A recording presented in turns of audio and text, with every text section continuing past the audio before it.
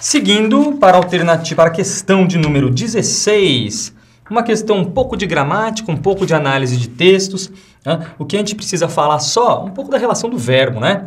Como foste o vosso dia? Queria-vos que fostes melhordes? Ele começa a usar algumas expressões aí muito pomposas, muito bonitas, mas que você já percebeu que não tem nada a ver com a gramática normativa, né? Como foi o vosso dia, nada de como foste o vosso dia.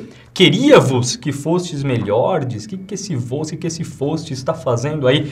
Então, você já percebeu que não foge um pouco da gramática, teria mais um tom jocoso, um tom de piada aí. Tiago vai voltar nessa questão aí, voltando, fixando na parte analítica e não tanto gramatical.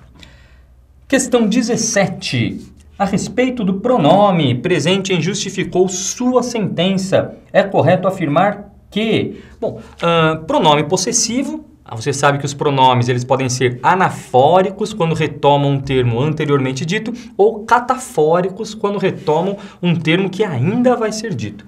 Esse pronome seu retomou a sentença dada pelo juiz, a sentença do juiz. Então, se o seu é do juiz, só podemos ficar com a alternativa B, um pronome anafórico, retomando um termo que eu já disse, estabelecendo a coesão ao retomar a palavra juiz, acrescentando, claro, o valor de posse, já que eu estou com o pronome possessivo, seu, no caso sua, mas sua é do juiz, alternativa B. Vamos para 18 na sequência. Foi uma das justificativas de um juiz do Rio. O termo destacado equivale sintaticamente ao termo. De novo, alternativa em que você decifra o enunciado e depois vai para a questão. Núcleo do sintagma, uma das justificativas de um juiz do Rio. Justificativas, núcleo. Justificativas de um juiz. Se o núcleo é justificativas de um juiz, só pode ser o nosso adjunto adnominal. E você também lembra que indicando posse é sempre adjunto adnominal. Basta olhar para as alternativas, qual adjunto adnominal temos aí. Alternativa A e B, temos complemento nominal. Substantivos indicando ação, o ganho de causa, a causa foi ganhada. Então você tem recebendo a ação, determinar o pagamento de indenização, pagar a indenização, o pagamento de indenização, complemento. Defeito em um aparelho de TV. Onde que é o defeito? No aparelho, indicou lugar, adjunto adverbial de lugar, você sabe disso. D. Negar que um aparelho televisor. Então negar que um aparelho, núcleo do sintagma aparelho. E televisor, adjuntos adnominais do núcleo aparelho. Resposta D. Assistir às gostosas do Big Brother. As gostosas, objeto indireto do verbo assistir. Alternativa D, na 18.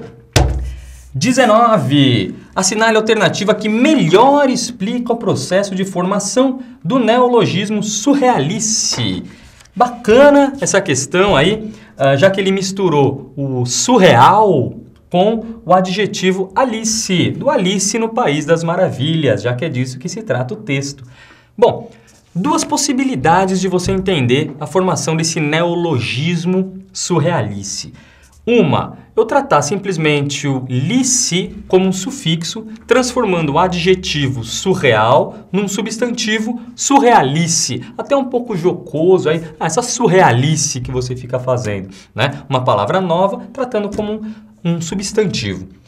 Porém, a gente pode, e foi feita também essa brincadeira, pensar no Alice surreal, já que é o Alice no País das Maravilhas. Nesse caso, a gente vai ter dois radicais, o surreal e o Alice, juntou os dois, ou havendo perda de fonemas. Senão ficaria surreal Alice. Teríamos uma composição sem perda de fonemas.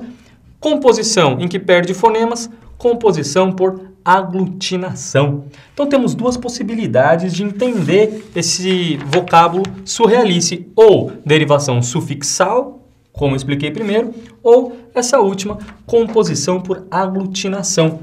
E isso só foi dito na alternativa C, de caco, pena. Questão 20, também de gramática. Menas, o certo do errado, o errado do certo. A nossa exposição atualmente aí no Museu da Língua Portuguesa e a própria exposição discute o que a gente discutiu muito em sala de aula, que é essa questão de não haver certo e errado, e sim de acordo com a norma padrão e não de acordo com a norma padrão. Quantas vezes falamos disso, quantas vezes falamos sobre isso? E o INSPER, claro, que colocou na prova algo que cobrasse essa visão do aluno. Bom, o que ele propôs aqui pra gente? Alternativa incorreta. Importante você lembrar isso. Para os gramáticos puristas, o erro de concordância nominal presente no título da exposição é uma afronta ao bom português. Sim, para os puristas, né? O que seriam esses puristas? Os gramáticos normativos. Então, você errar uma concordância nominal, como no caso o advérbio flexionando, seria sim uma falha gravíssima. Mas na visão linguística, você já sabe que foi o que propôs o título. Não há uma lógica no erro, né? Ninguém erra por acaso. Você deve lembrar disso, comentamos bastante em sala de aula. B. Embora a norma padrão prescreva que os advérbios sejam invariáveis, a flexão de gênero na palavra menas é frequente em registros linguísticos populares. Ok, você já sabe disso. Com a intenção de desmistificar a noção simplista do certo e do errado no idioma, o título da exposição revela que o português está sujeito a variações linguísticas. Falamos de variação linguística desde a nossa primeira aula.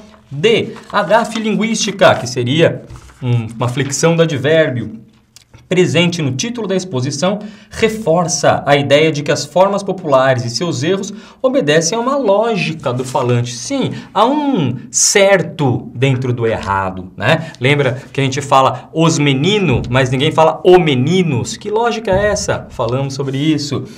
E, como a palavra menas não existe, os curadores da exposição criaram um título contraditório, que faz apologia ao vale tudo na língua. Dois problemas aí. Primeiro, que a palavra menas existe, não na gramática formal, não na gramática padrão, sim na coloquial. E segundo, a gente dizer que é apologia ao vale tudo. Não é que vale tudo, mas sim que há uma lógica dentro das fugas da norma padrão. Tá? Mas não que você pode sair falando bem o que você quiser. Né? Ninguém inventa uma língua, e sim segue determinado padrão, mesmo nas fugas da norma culta. Ok? Então, incorreta, somente a alternativa E, de elefantinho colorido. Por último, questão 21. Seguindo a lógica da questão 20, bastava você perceber o que aconteceu na questão anterior. Na 20, como a gente falou, um advérbio flexionado incorretamente, uma vez que advérbios não flexionam. Você sabe disso, não tem feminino. Né? Ele te deu 3 proposições. Na primeira, os documentos que seguem anexo, de fato seriam anexos, você sabe disso, mas anexo não é um advérbio, anexo é um adjetivo. Saiu publicado no jornal uma relação de bens confiscados. Publicado, você está aí também com adjetivo. A relação publicada, mas não é um advérbio. A única que a gente tem um advérbio seria a funcionária da Receita Federal ficou meia desconfiada. Aí, caracterizando o adjetivo desconfiada, a gente tem o advérbio meia, assim como menos é invariável, menas fica para a norma coloquial, né? Meio também é invariável, meia seria uma fuga à norma padrão. Alternativa D, apenas a 3, segue a mesma lógica. Então a gente teve aí uma prova de gramática não difícil, né? Uma prova simples de gramática, bem dentro do que foi o nosso curso. Você, aluno do CPV, das turmas especiais do INSPER, tenho certeza que teve um excelente desempenho e espero receber a visita de vocês no segundo semestre para dizer como está o curso superior. Boa sorte e muito sucesso!